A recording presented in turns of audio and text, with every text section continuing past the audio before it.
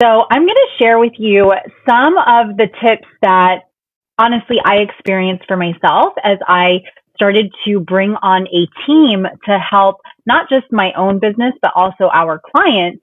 Because I get asked quite often, Gina, when do you know it's the right time to delegate some of the inner workings of marketing to somebody else? And I have to say, I wish that I would have done this much sooner than I did. But listen, as an entrepreneur, you are sometimes strapped for cash, right? Especially in the beginning, we are working hard. We're trying to bring in revenue. And many of us have left a corporate job that we were maybe super successful in, like I was. And when you break off on your own, sometimes you take a bit of a dip, right? Outsourcing is not always the next move. But I do want to share with you those signs when you know that it is the next move. And then what are the things that you can do to make sure that you are hiring or outsourcing efficiently and effectively? So if you're brand new to my profile, maybe on LinkedIn or over on FB or the Stylishly Branded or the Hype Media business pages, welcome. My name is Gina Tassinelli. I'm the CEO and founder of Hype Media as well as Stylishly Branded and my favorite brand, Style Rebel Mama.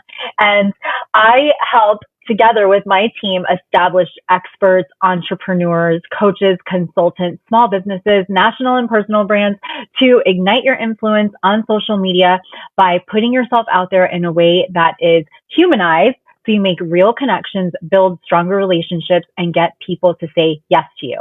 So part of this is having more time. That way you're not constantly working in your business. And so social media consume our life, our business, our entire day.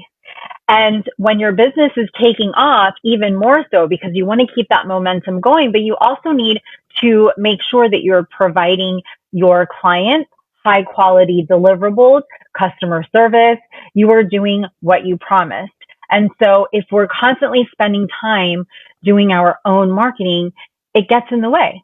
And we're not able to serve our clients at a higher level. And then we're working long hours. We're not actually enjoying our work. And it just kind of goes sour after a while, right? But it's important to make sure that you're also staying on top of your marketing because it strongly represents your brand. It represents you, your business, your leadership, your authority. And so portraying it must be done accurately. But how can you do this all on your own? Here's the thing, you don't have to. And it doesn't have to take a huge budget to start to outsource. Okay, so if you're looking for some time, some room in your day-to-day operations, it's time to really take some control, manage what can be taken off your plate. And so marketing is one of those things. It's also one of those things that as a business owner, we tend to cut budget on immediately whenever we have to cut budget, which is also quite detrimental to a business because marketing is so important to a business, right? So let's talk about some of the things that you can do and just be aware of when you are trying to free up room in your day-to-day operations and hand off your marketing to a social media expert. Now, you hear I said expert. So some of the confusion that some people have is, okay, maybe I just need a social media manager. A social media manager is somebody that is simply just managing your social media. They may not actually be experienced with strategy, with branding yourself, with your content messaging, and so on and so forth. And so there is sometimes this misconception that, okay, if I hire a social media manager, I'm good to go. It doesn't necessarily work that way. So you want to be really, really cautious as to what your goals are, the intentions of hiring somebody, and then understanding exactly what the outcome of that is going to be. Because a social media manager can simply take or create really nice images, write some caption, and then schedule it. That's really it. But have you organized an actual marketing strategy with them, a collaborative marketing strategy with them, and then they can take that strategy, implement it into a plan that actually is allowing you to show up on social media collectively. And so the first thing is, number one, having a consultative approach to choosing somebody that's going to represent your brand and manage your social media accounts. Because most of us, let's face it, especially us small and medium-sized business owners, social media, we're not experts at social media, right? I mean, this is what I do. Like, I live, eat, and breathe social media, but most of us, most of my clients, most of us that have small businesses and medium-sized businesses, we're not social media experts. So effectively running your social media account is going to require an eye for design, copywriting, skills, strategy. And that's super critical to choosing someone that's going to represent your business online for you. There's also best practices that you have to be aware of, right?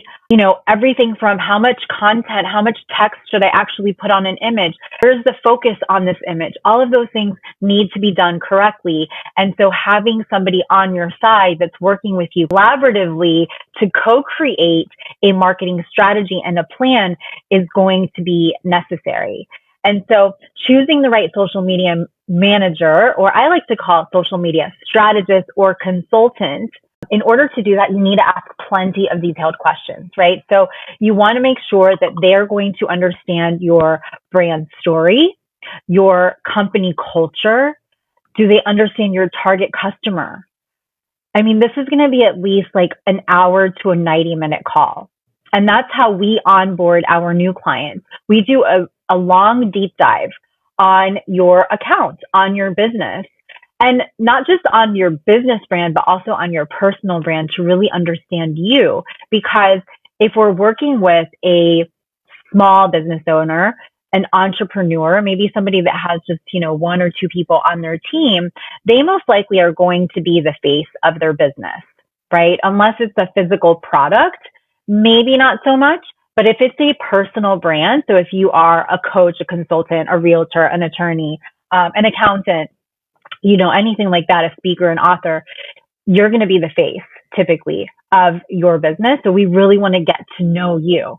And so understanding that there is a consultative approach to this is number one. Number two is you want to consider your company's mission, vision, and voice before you actually delegate an expert. So if you don't have these foundations nailed down, that must be nailed down first, because a social media manager or even a social media strategist may not be able to pull that out of you. For me, myself, we just went through a whole rebranding with one of my amazing friends, and Bijal.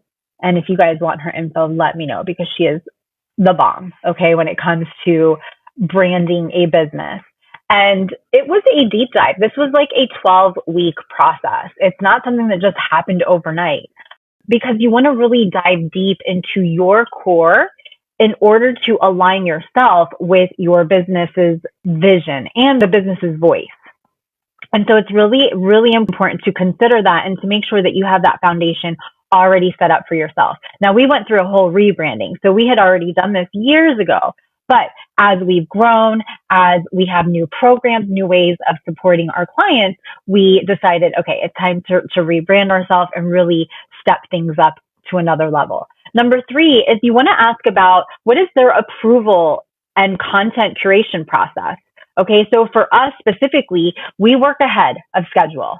Many times, if we're just onboarding somebody quickly because, they need to get started ASAP, they just can't take it anymore, they can't do things on their own anymore, or maybe they've let go of, somebody that they did already hire to do their marketing, we might accelerate this process. But typically, we have a 2-week or so onboarding process where we're getting to know your business, your brand, the ins and outs, all of your programs, your audience. We do long analysis of your content that you've already put out there, your messaging, your social media profiles, all of the back-end analytics, the KPIs that you've been collecting, if you have any. And so once we're done with that, our approval of content works first with a strategy session to understand, okay, what are your initiatives in the next 30, 60, 90 days? And then we work backwards from there to start working on content. Now, when it comes to content approval, we make sure that our clients approve every single thing before it gets put out there. everything. And we do that for several reasons. Number one, it doesn't just hold us accountable, but also the client accountable to what's being put out there. Number two, we want to be all on the same page, right? We want to make sure that we are representing your business, your brand in the right way. And then as far as content curation, so this is where our unapologetically influential method comes into play. And the way that we curate a lot of content for our clients is by looking at their assets. What other content do they have out there? You can't believe it, but we worked with one of who's actually also my business partner, Candy and Caitlin from the 111 Network. And when we first started working with them, they had a gold mine of content that they were sitting on, that they had no idea what we could do with it. Basically, they had a nurture sequence of about, it was somewhere between 30 to 45 days. And from those emails, we created like 2 to 3 months worth of content that now aligns with their brand message. We didn't have to recreate the wheel for them. And so you want to understand, where is this expert, this, company or this agency, or if it's just a freelancer, maybe, where are they going to curate content for you, for your business? Understand that, they may ask you to do some things that you might feel uncomfortable with. So when people work with us, especially when it's a small business, a personal brand, a coach, a consultant, a service provider, I want to see your face on video more. And guess what? We're going to use that video for other pieces of content. So if there may be some things that you have to do that are going to be making you uncomfortable, but it's all good. It's all for the benefit of your business. Okay. Number 4, you want to consider, what is the engagement process? So how are they going to engage with your audience? And is this part of what you're hiring them for? So are they going to respond to comments? Are they going to invite people to follow you or to like your page? Are they going to send messages out from your page to thank your new followers for following? Understand that, because there is a difference between social media management for some. Some will just, like I said, schedule out content.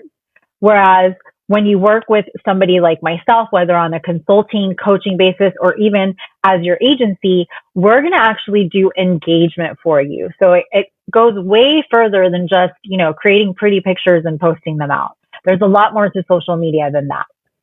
Number 5 is you want to make sure to establish your clear objectives and metrics. And this is something that you must know before actually hiring a social media expert. So are you looking to increase website traffic? Are you looking to increase organic and paid metrics? Are you looking to increase engagement, your follower growth, your sales, your incoming leads? It could be all of these, but knowing these things is going to be really important in order to help that person that you outsource to help you, because your content is also going to reflect these goals, these metrics. Okay, I'm going to do a quick little recap if you're just jumping on.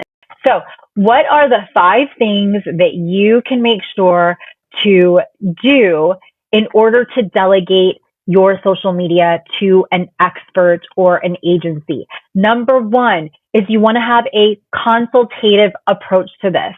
Remember, when it comes to choosing someone to represent your brand and to manage your social, you want to make sure that they are learning the ins and outs of your business and of you as a personal brand.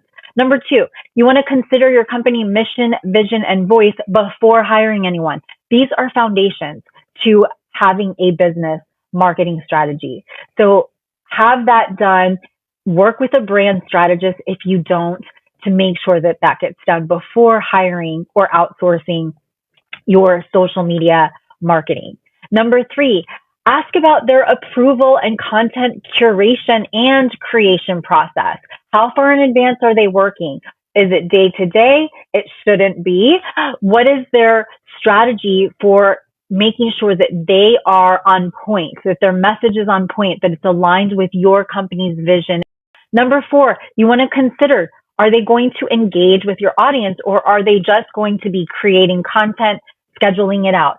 There needs to be an entire social selling system in a way when you're doing social media marketing, because there's no sense of just putting content out there if nobody's going to actually be responding back to comments, trying to stir up that engagement so that you get more out of your organic content. And then number 5, you want to make sure to establish your clear objectives and metrics before you hire somebody so that they can understand what your expectations are and they can build a content marketing strategy that is going to support those metrics.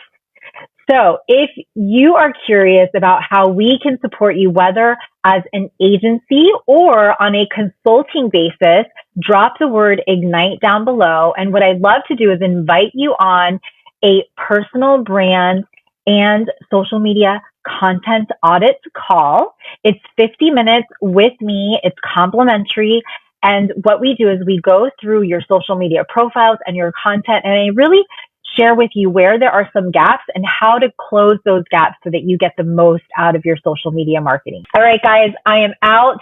If you want a deep dive or have some more detailed questions on anything that I covered today, make sure to jump into my free group. Okay, just say group down below and I'll invite you, because I actually do a social Q&A every Thursday at 12:30 p.m. Eastern time. So following this live broadcast, inside of the group to answer more in-depth social media marketing questions, and I'll give you real personalized tips custom to your business.